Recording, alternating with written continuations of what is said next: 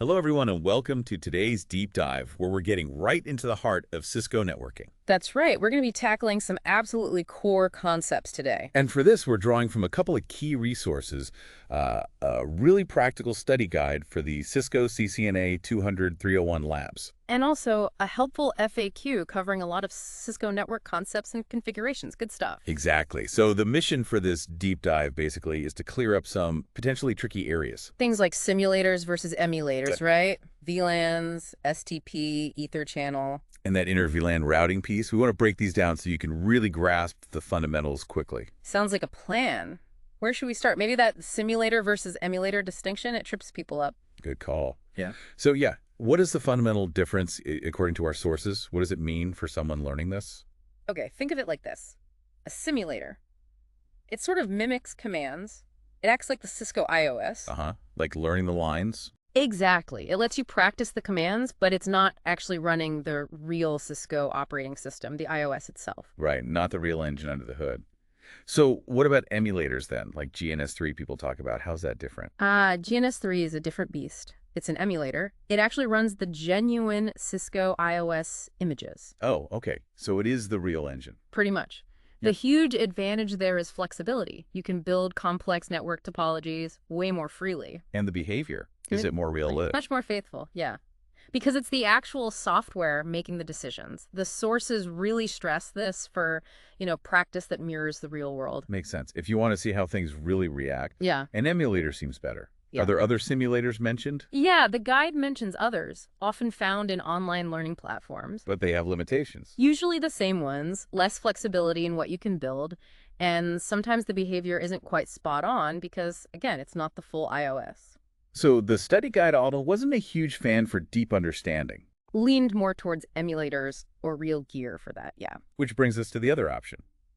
Actual hardware. Used routers and switches off eBay or somewhere. That's the gold standard for authenticity, obviously. You're touching the real thing. You see the lights blink. Exactly. Yeah. But there's the cost, right? Even used Cisco gear can add up. And the power bill, maybe? I don't know. All valid points. Plus space. It's great if you have the budget and room, but an emulator like GNS3 is often way more accessible, especially when starting out. Good practical advice there. Okay, let's shift gears. Another massive topic. VLANs and BTP. What exactly is a VLAN? Why should we care? Right, VLANs. Virtual local area networks. Think of it as chopping up a physical switch into multiple logical broadcast domains. So segmentation. Precisely. You can group devices together logically, like, say, the accounting department or servers or guest Wi-Fi, even if they're plugged into the same physical switch. And it doesn't matter where they're physically located. Nope. It's all logical. Yep. Great for organization and security, keeping traffic separate. Very clear.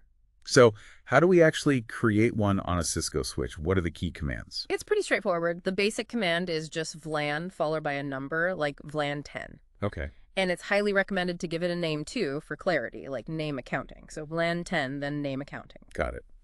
And then how do you assign a specific switch port to that VLAN? Right. You need to tell the port which VLAN it belongs to. First, you set the port mode to access, switch port mode access. Mode access. Then you assign it to the VLAN, switch port access VLAN 10 for our example. That port now only handles traffic for VLAN 10. Simple enough. Create the virtual network, then plug ports into it.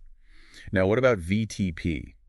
VLAN trunking protocol. How does that fit in? VTP is all about simplifying VLAN management across multiple switches. Imagine you have like 20 switches. You don't want to create every VLAN on every single switch manually. Exactly. That would be tedious and error-prone. VTP lets you configure VLANs on one switch, designated as the VT key server. And it pushes those updates out. Right. It propagates the VLAN database, the names and numbers, to other switches configured as VTP clients within the same VTP domain. Centralization. Always nice for admins. Yeah. What are the different VTP modes you can set? There are three main ones. Server mode is where you create, modify, and delete VLANs. That's your master configuration point. Okay, the boss switch. Then you have client mode. These switches receive updates from the server and apply them, but you can't create or change VLANs locally on a client They just listen and obey. Pretty much. And finally, transparent mode. A transparent switch doesn't participate in VTP synchronization. You manage its VLANs locally. But it still passes VTP messages through. Yes, it forwards VTP advertisements it receives, but it doesn't change its own VLAN config based on them, and its local VLANs aren't advertised. Interesting. And for this VTP match to work, things need to match up, right? Like the VTP domain name. Absolutely critical. All switches that need to share VLAN info via VTP must be in the same VTP domain. Think of it like a workgroup name. How do you set that? The command is VTP domain, your domain name. If the names don't match, they ignore each other's updates. And there's a password option too. Yeah. For security. Yep. VTP password your password. It ensures only authorized switches join the domain and exchange VTP info. Good practice. Makes sense. Now, if we have these separate VLANs on different switches, how does the traffic actually get between the switches? That's where trunk links come in. Switch port mode trunk. The multi-lane highways. Good analogy. A trunk link can carry traffic for multiple VLANs simultaneously between switches. How does it keep the traffic separate? It uses tagging, usually the 802.1q protocol. Each frame crossing the trunk gets a tag added that identifies which VLAN it belongs to. So the receiving switch knows where to send it. Exactly. And one important note, on some older switches, like the Catalyst 2960 mentioned in the guide, you often have to manually configure the port as a trunk. It doesn't always happen automatically. Good to know for older gear. Okay, let's move on to Spanning Tree Protocol, STP. What's its main job in a network? STP's primary goal is simple but crucial. Prevent layer 2 loops or switching loops. Loops go bad, right? Broadcast storms and chaos. Very bad. They happen when you have redundant paths between switches which you want for reliability in case one link fails. So redundancy is good, but it creates potential loops. Exactly. STP intelligently figures out the redundant paths and blocks some of them logically, ensuring there's only one active path between any 2 points at any given time. No loops. Clever. Like putting up temporary roadblocks. How does a port figure out whether to block or forward?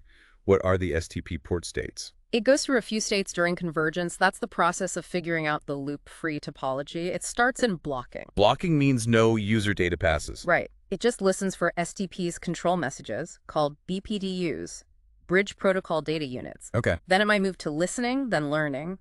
In these states, it's still not forwarding user traffic, but it's processing BPDUs and learning MC addresses. And finally. Finally, it reaches forwarding if it's determined to be part of the best path, or it stays in blocking if it's a redundant path that needs to be shut down to prevent a loop. Convergence is when all ports are settled in either forwarding or blocking. Got it. How can we check the STP status for a specific VLAN on a switch? The command is show spanning tree VLAN number. So show spanning tree VLAN 10, for instance. And what does that tell us? Loads of useful stuff.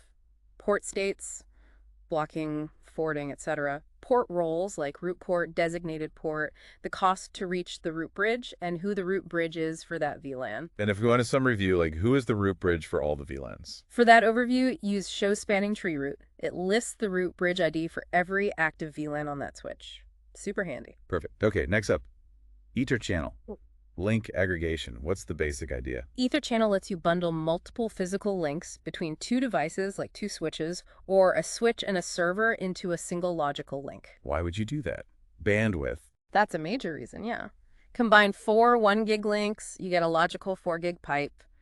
Big performance boost. And redundancy too, I guess. Absolutely.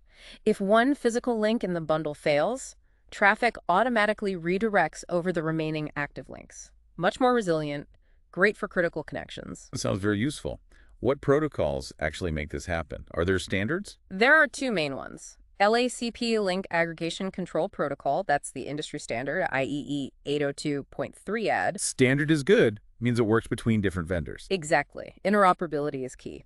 The other is PHP Port Aggregation Protocol. That one's Cisco proprietary. So PAP mainly works between Cisco devices. Right. If you have a mixed vendor network, LACP is generally the way to go for compatibility. Makes sense. How do you configure it on the actual physical interfaces? You go into the interface configuration mode for each physical port you want in the bundle. The key command is channel group number mode. Okay, what's the number in the mode? The number just identifies the channel group, like channel group 1. The mode tells it which protocol to use and how to negotiate. So for LACP? For LACP, you'd typically use mode active on at least one side. Active means it actively tries to form an ether channel. The other side can be active or passive. And for PAGP? For PAGP, the common modes are desirable, which actively tries to form a channel, and auto, which is passive. Right. And when you bundle these physical links, does it create a new logical interface? Yes, exactly. It creates a logical interface called port channel number, matching the channel group number you used. And that's where you put the layer 2 config, like making it a trunk or assigning it to an access VLAN. Precisely. All the main configuration goes on the logical port channel interface, not the individual physical ports anymore once they're bundled. And how do we check if our ether channel is up and running correctly and see which ports are part of it? The go-to command is show ether channel summary. It gives you a nice table showing all your configured ether channels, their status, the protocol used, and which physical ports are actively participating. Essential for troubleshooting. Great command. Okay, quick topic switch. Neighbor discovery protocols. LLDP versus CDP. Right. The core difference here is proprietary versus standard. CDP, Cisco Discovery Protocol, is Cisco's own. So it lets Cisco devices find each other directly connected? Yep. They exchange info about capabilities, platform, port IDs, etc. Very handy in an all-Cisco environment. But if you have other brands? That's where LNDP comes in, Link Layer Discovery Protocol. It's the IEE standard 802.1AB. Does the same job but works across different vendors? Exactly. Provides similar neighbor discovery information but is interoperable. So in a multi-vendor network, LLDP gives you broader visibility. So enable LLDP if you've got non-Cisco gear mixed in. How do you turn these on or off globally on a Cisco router? It's done in global configuration mode. To turn CDP off, it's no CDP run. To turn it back on, CDP run. And LLDP. To enable LLDP globally, it's LLDP run. And to disable it, no LLDP run. Pretty simple. Okay. And if LLDP is running, how do you see the neighbors it has found? The command is show LLDP neighbors. It gives you a list of directly connected LLDP-enabled neighbors. What kind of info does it show? Useful stuff like the neighbor's device ID, often its host name, the local port you're connected to it on, the neighbor's port ID, and its capabilities like if it's a router or a switch. Great for verifying physical cabling. Definitely helpful for mapping things out. Okay. Final core topic, inter-VAN routing. Why do we even need to route between VLANs if the point was to separate them? Good question. Separation is great for security and organization, as we said. But often, devices in different VLANs do need to talk to each other. Like a user needing to access a server in a different VLAN. Exactly. Or different departments needing to share some resources. By default, traffic is stuck within its own VLAN. Inter-VLAN routing provides the path for traffic to cross those logical boundaries when needed. So it's the controlled communication link between the segments. What are the main ways to achieve this based on our sources? Two primary methods come up. The classic router-on-a-stick approach. Catchy name. Isn't it? And the other is using switched virtual interfaces, or SVIs, on a layer 3 switch. Okay, break down router on a stick for us. How does that work? You take one physical port on your router and connect it to a trunk port on your switch. Just one connection. Yep, just one stick. Then on the router's physical interface, you create logical sub-interfaces, one for each VLAN that needs routing. Sub-interfaces. Yeah, you configure each sub-interface with 802.1q encapsulation for its specific VLAN tag and give it an IP address within that VLAN's subnet. So the sub-interface IP becomes the gateway for that VLAN. Precisely. Traffic from a host goes to its gateway, the router's sub-interface. The router looks up the destination, figures out it's in another VLAN, sends it out the correct sub-interface with the right tag, back down the trunk to the switch. And the switch sends it to the destination host in the other VLAN. You got it. It works well, especially if you already have a router and layer 2 switches. Okay, so that's router on a stick. What are the other method? SVIs and a layer 3 switch. This uses the routing capabilities built into some switches, layer 3 switches. Instead of needing an external router, you create virtual interfaces directly on the switch itself. The virtual interface is tied to VLAN. Exactly. You create an SVI for each VLAN that needs routing, using a command like interface of LAN 10. And give that SVI an IP address. Yep, an IP address in the VLAN subnet, which then acts as the default gateway for devices in VLAN 10. So the routing happens right there inside the switch. Right. It's generally faster because the routing can often be done in hardware within the switch's ASIC. No need to send traffic out to an external router and back. More efficient. Yeah. Anything else needed for an SVI? Just remember to enable it with the no shutdown command after configuring the IT address, just like a physical interface. Good tip. Okay, wow, we've covered a lot of ground. Let's maybe try and recap this deep dive. Sounds good. So we started with that key difference between simulators just mimicking commands and emulators like GNS3 actually running the real Cisco IOS. highlighting the flexibility and accuracy advantages of emulators for solid practice. Then we dug into VLANs, that logical segmentation on switches, and how VTP can help centralize their management across multiple devices. We also untangled Spanning Tree Protocol, STP, explaining its vital role in preventing those nasty network loops in redundant designs. And talked about Ether Channel for bundling links to get more bandwidth and better redundancy on critical connections. Then the neighbor discovery protocols, Cisco's CDP versus the standard inoperable LLDP. And finally, the two main ways to allow communication between our carefully segmented VLANs, router on a stick, and SVIs on layer 3 switches. Yeah, a whole set of fundamental building blocks. Really, when you put them all together, you start to see how modern network architectures are built and function. Absolutely, they all play a critical part. And maybe that leads us to a final thought to leave our listeners with. Go for it. Well, thinking about how network virtualization is constantly evolving, how do we see the lines blurring even further between physical and logical network components?